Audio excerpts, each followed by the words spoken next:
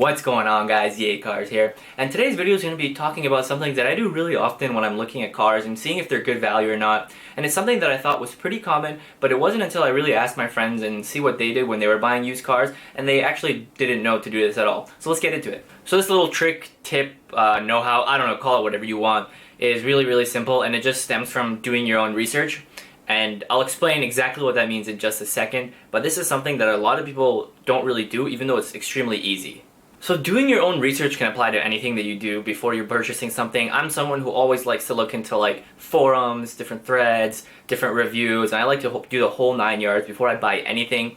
But for cars specifically, as simple as just Googling, is this car good or not, is really important to do, even if that's the only thing you do. But the actual trick this whole video is about is really simple, and I'm going to explain it to you guys in 3 steps. So the first and most important step is to gather as much information as you can about the car. There are plenty of resources online, and by plenty, I mean a billion of resources online that will tell you what you should look into when you're buying your first car. Important things are like the mileage, if it's been in any accidents, if the car itself is reliable, and some websites might tell you to check if the car runs, which I hope it would run if you're buying a car.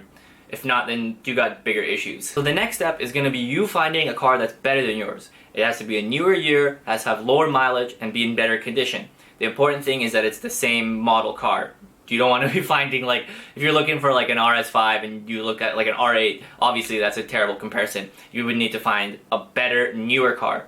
So after you've searched for like, you know, half an hour, I don't know, it depends how long you like searching for things, compare it to how much your car costs. If this car costs less than your car, then you're overpaying for your car. The way I see it is that if there's this car that's already better in terms of options, it's lower mileage, it's in better condition, and it costs less than your car, there's no reason why yours should cost more. Go into the dealer, tell him he's an idiot, and show him this. Sometimes they'll negotiate, sometimes they won't, but it's something that I've used before which actually has saved me lots of money. So now that we know whether or not you've been overpaying for a car or not, sometimes it's hard to know whether you're getting a good deal or not. That's something that's really important, and some people also fail on the other side because they don't know that they're getting a good deal and they pass on it. The third step is pretty similar to the second one, but it's the opposite. It's kind of, you do it the other way.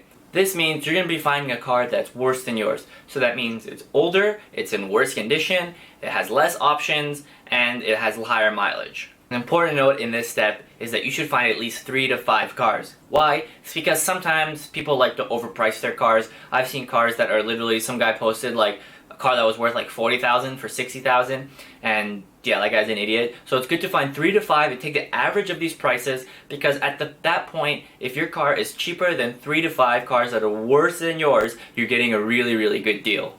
So I'm going to show you guys an example in just a second if you're kind of confused and it didn't really make sense. But before I continue, I want you to know an important note. So this method is only really good for finding if a car is a really good deal or a really bad deal. If you find your car and then you're like, you know, I love this car, but it doesn't fit into this criteria, like, you know, should I buy it? Well, the answer is not as black and white as that. You're going to have to do more research, you're going to have to look at the kilometers and compare it to other cars, and there's a lot of other steps to determine whether you should buy the car or not based on the price. With that said, let's take a look at an example for those of you who still might be a little bit confused. So the example that I'm going to be using is going to be a Honda Civic, just because everyone knows a Honda Civic. I hope you know a Honda Civic. If you don't, I'm going to find you. I'm going to find you. But anyways, continuing with the example. Well, so let's say Jim over here found a 2017 Honda Civic. It has around 25,000 miles. And he's like, I don't know if this is a good deal. Should I buy it? I don't know. Is it a good deal? I don't know. What do I do? Okay, so let's apply the steps that we learned previously. So Jimbo over here does his due diligences. He sees that the car is around, let's say $20,000. It's a little bit overpriced, but again, these are made up numbers. And he looks at it and it's pretty good condition, it doesn't have any accidents, and it's in an option that he wants. So what does he do? He finds a 2018 one. It has only 15,000 miles on it and it costs $23,000. So he sees that like his is 20,000, that one's 23,000, but of course it has lower mileage and it's a newer year. So he knows at the very least he's getting an okay-ish deal.